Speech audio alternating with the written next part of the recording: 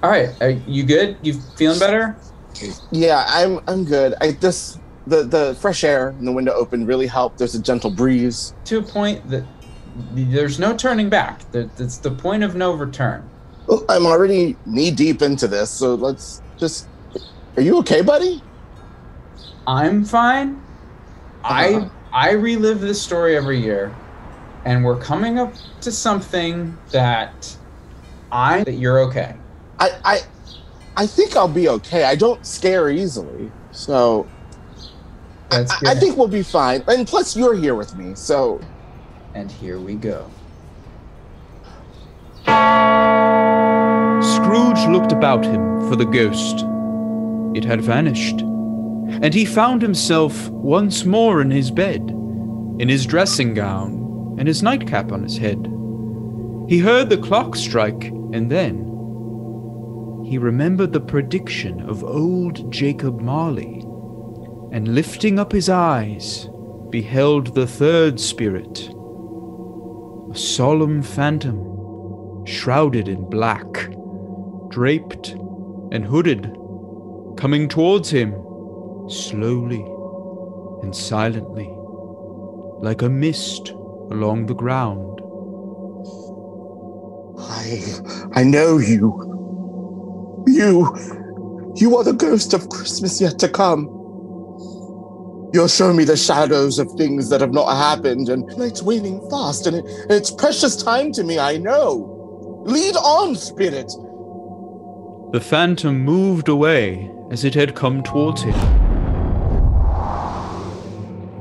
They scarcely seemed to enter the city, for the city rather seemed to spring up about them and pull them into the surroundings.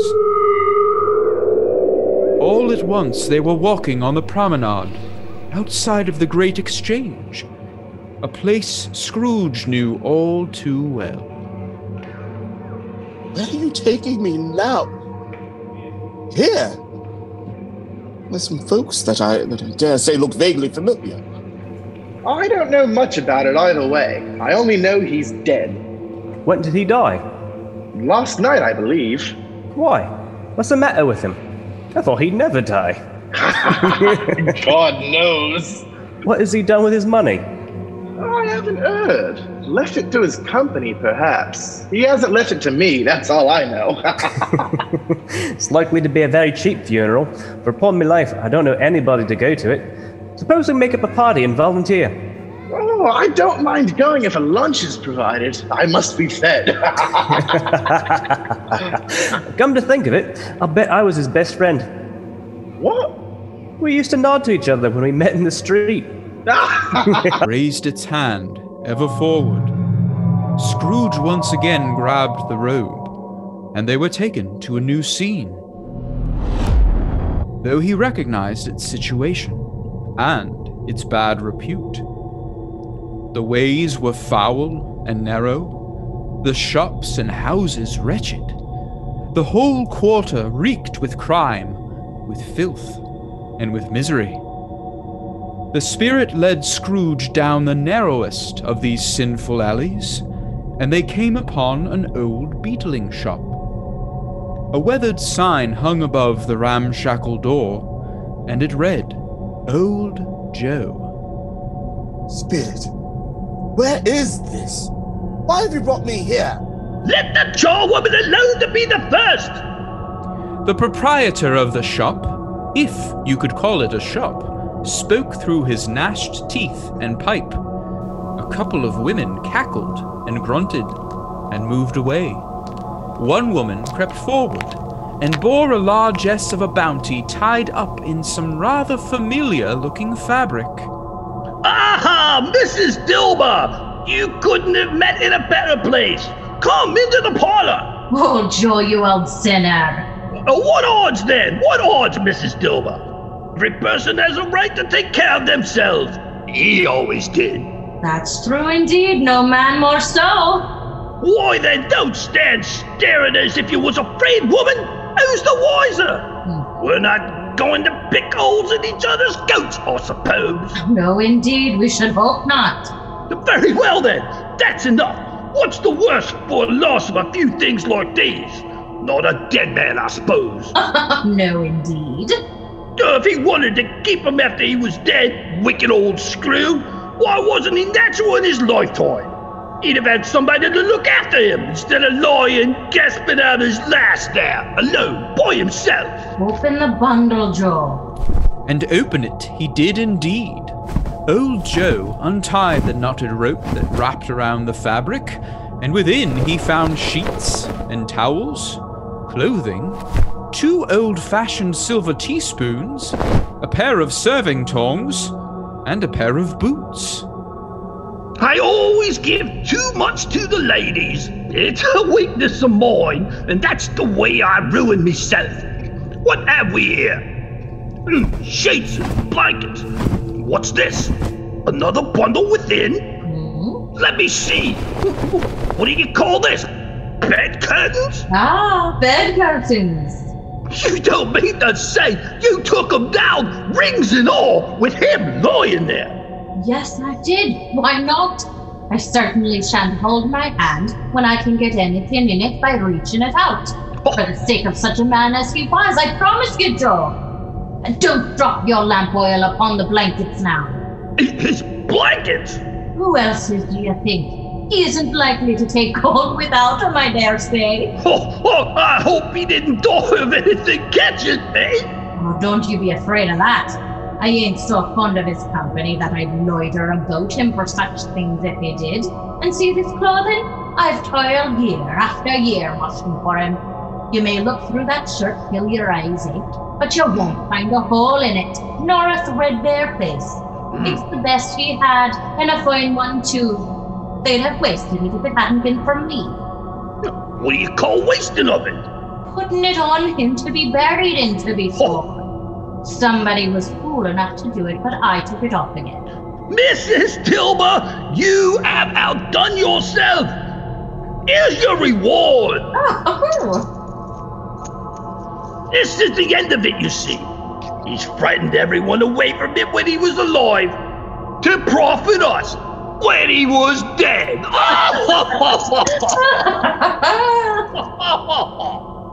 Both old Joe and Mrs. Dilber laughed heartily into the shadows. Scrooge recoiled and grabbed the spirit's cloak ever so tighter than before. Let me see some tenderness connected with the death, or that wicked chamber spirit, which we left just now, will be forever present to me.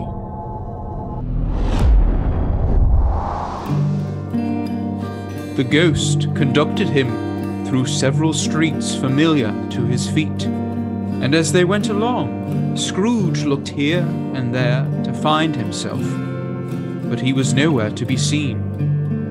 The spirit brought him at last to the front door of Bob Cratchit's home. Spirit, why have you brought me here again? Here to Bob Cratchit's home. But it's not the same. What? Why is it so quiet? It's so very quiet here. And he took a child and set him in the midst of them. There's no point. I must set this sewing down. The color hurts my eyes. Mother, please. They're better now again. It makes them weak by candlelight, and I wouldn't show weak eyes to your father when he came home for the world. It must be near his time. Past it, rather. But I think he has walked a little slower than he used to these last few evenings, Mother. I have known him walk with Tiny Tim upon his shoulder very fast indeed. So have I, Mother. So have I, Mother. And so have I. But he was light to carry, and his father loved him so that it was no trouble. No trouble. Robert. Good evening, my dear. Sunday. You went today then, Robert? Yes, my dear. I went to the churchyard today. I wish you could have gone. It would have done your heart good to see how sweet and green a place it is. you'll see it often. I promised him. Yes. I promised Tiny Tim we'd walk there on Sunday. Father, dear. I'm trying to understand it, my dears. My son. My little son, Tiny Tim. My little son. Oh, my dear Robert.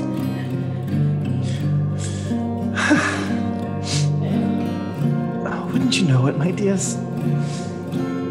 As I walked home from the churchyard, I came upon Scrooge's nephew, Fred.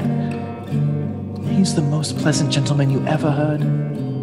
I told him, "I'm heartily sorry for it, Mr. Cratchit," he said, "and heartily sorry for your good wife." By the by, how he ever knew that, I don't know. Knew what, my dear? Why, that you were a good wife. Everybody knows that. Very well observed, my dear Martha.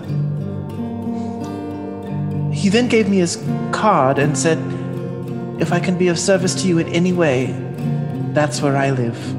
Pray come to me."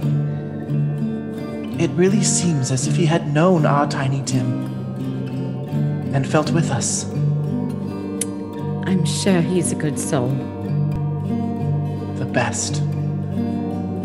But however and whenever we part from one another, I am sure we shall none of us forget poor Tiny Tim, shall we? Or this first parting that there was among us. Never, Father. Never, Father. Mrs. Cratchit and her children all echoed into the last. They huddled around dear Bob, and the tender scene melted away.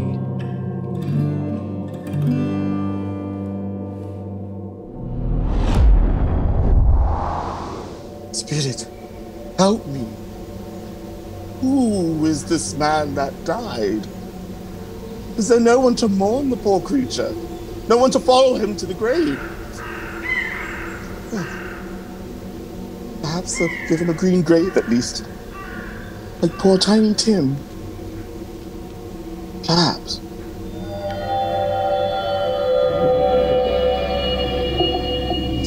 Spirit, where are we now? It's so heavy. Run by grass, weeds, choked with too much burying. Desolate, lonely, crumbling gravestones. Spirit, before I draw nearer to that gravestone, answer me one question. Are these shadows of things that will be, or are they shadows of things that may be only? Will you not speak to me, Spirit? What is that grave to which you point? Oh, now I see it. Oh, there's writing on that stone. Oh, the name on the gravestone is...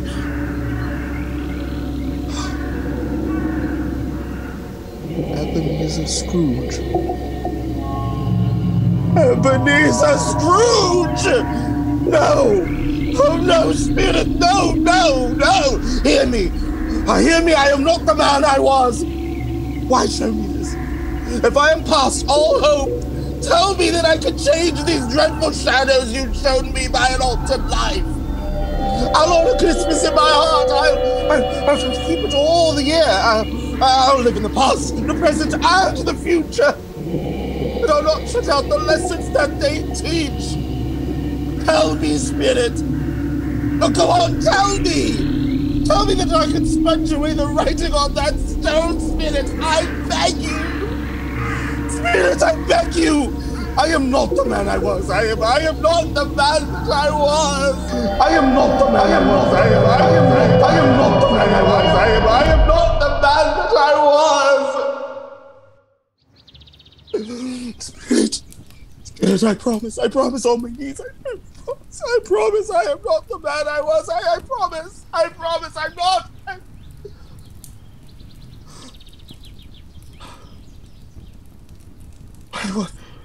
What's this? It's my own drape. I'm home. I'm in my own bed, in my own room. And the sun is shining. It's clear. It's bright. No fog. What a beautiful day. Oh, glorious, glorious. Hey there, you, hello. Yes, sir? What's today? What's that, sir? What day is it, my fine child? Day? Christmas Day? Christmas Day? Then I haven't missed it. The spirits have done it all in one night. All in one night! Heaven be praised! How's that, sir? Listen, my child, do you know where the poulterer is? In the next street. I should say I do. An intelligent child, a remarkable child. Tell me, do you know if they sold the prize turkey that was hanging in the window? The one as big as me? What a delightful child! It's a pleasure to talk to you, my child. It's hanging there now, sir. Oh, that's wonderful. Go down, will you, and tell them to send it to Bob Cratchit and his family on Broad Street. And mind you, they're not to know who paid for it. Now go along. Hurry, my child. Oh, yeah, wait a minute. Here's £50 for your trouble. Yes, sir. Yes, sir. And a Merry Christmas, sir. And a Merry Christmas to you, my dear. Oh, I don't know what to do. I was light as a feather. I was happy as an angel. I'm as merry as a schoolboy. Merry Christmas. Merry Christmas to everybody. A Happy New Year to all the world. Hello. Hello, my dear sirs! How do you do? I beg your pardon. Well, you sirs, aren't you the people who came to my office regarding the charity? Why, yes, sir. A Merry Christmas to you. Yes, sir. Allow me to ask your pardon, sir, and will you have the goodness to accept? I prefer to whisper this. What? Lord bless me. My dear Mr. Scrooge, are you serious? If you please. Now, not a farthing less. A great many back payments are included in it, I assure you. Will you do me that favor? Well, my dear sir, I don't know what to say to such munificent... No, don't say anything, please. Now come and see me. Will you come and see me? We will indeed. Thank you. I am much obliged to you. I thank you 50 times. Bless you. Merry Christmas. Merry Christmas. Scrooge went to church and walked about the streets and watched the people hurrying to and fro and patted children on the head and gave change to beggars and looked into the kitchens of houses and up to the windows and found that everything could yield him pleasure. He had never dreamed that any walk, that anything could give him so much happiness. In the afternoon, Scrooge turned his steps towards his nephew's house. He passed the door a dozen times before he had the courage to go up and knock. But he made a dash, and he did it.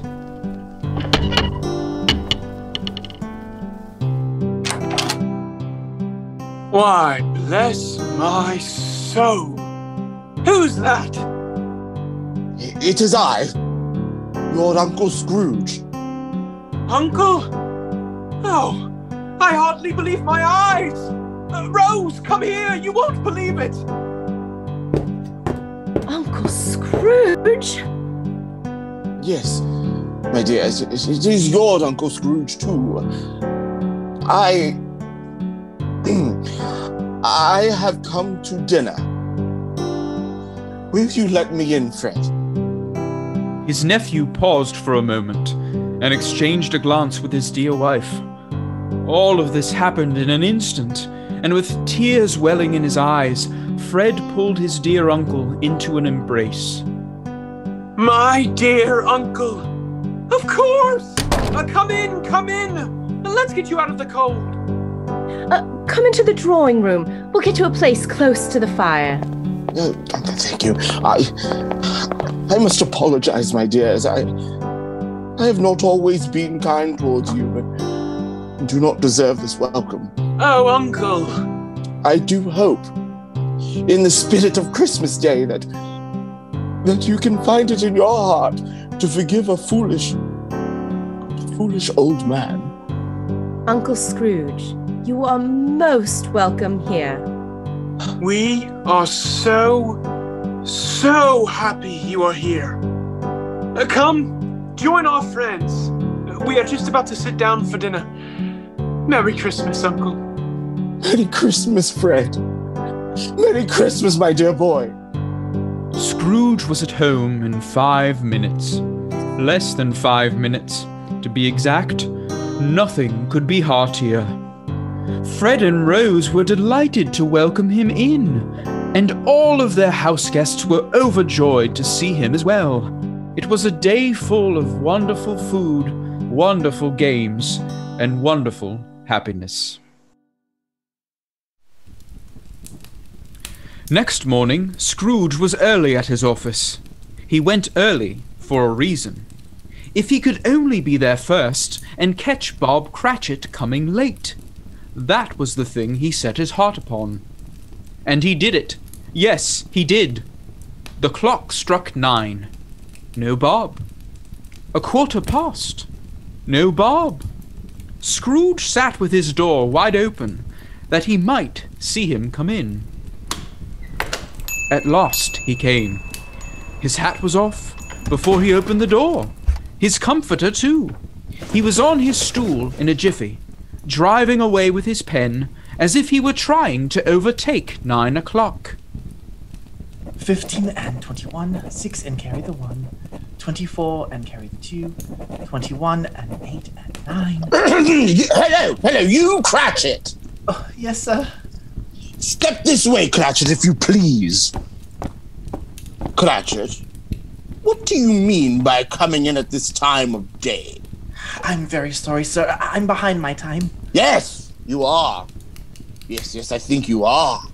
Oh, it's only once a year, Mr. Scrooge. It shall not be repeated. I was making rather merry yesterday, sir. Well, I'll tell you what, my friend.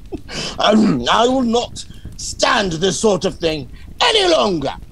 And therefore, Bob Cratchit, therefore, I am about to raise your salary. Mr. Scrooge? Are you quite yourself, sir? No, thank heaven! I'm not quite myself. Merry Christmas, Bob! Merry Christmas, my good fellow. A merrier Christmas than I've given you in many a year. I shall raise your salary, and we'll see what we can do for Tiny Tim and the rest of your family, huh?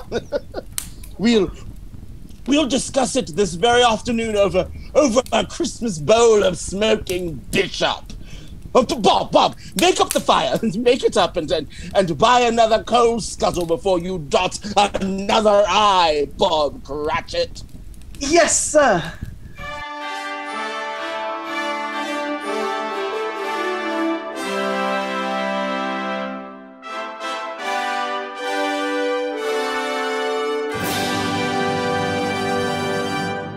Scrooge was better than his word. He did it all, and infinitely more. To Tiny Tim, who did not die, he was a second father. He became as good a friend, as good a boss, and as good a man as the good old city knew, or any other good old city, town, or borough in the good old world. Some people laughed to see the alteration in him, but he let them laugh, and little heeded them. His own heart laughed. That was quite enough for him.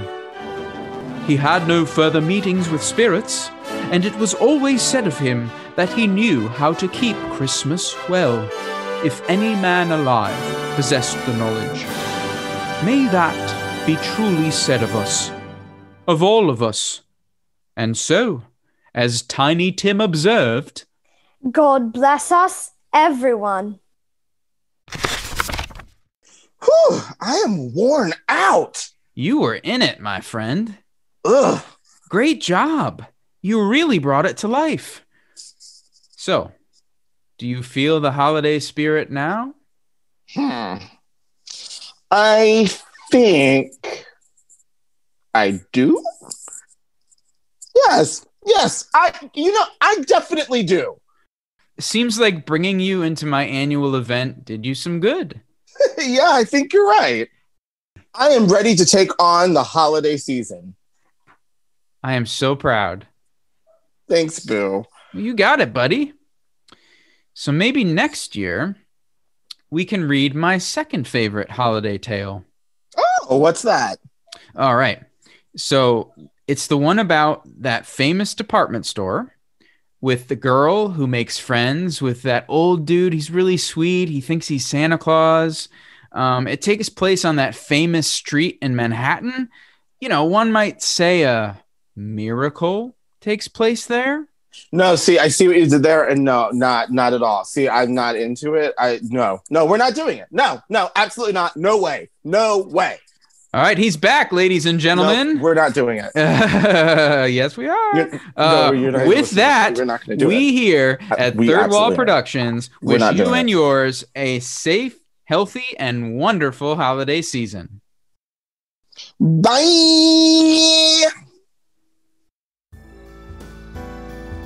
Episode 3, The Future. Written and directed by Henry Sear and J. Purnell Hargrove.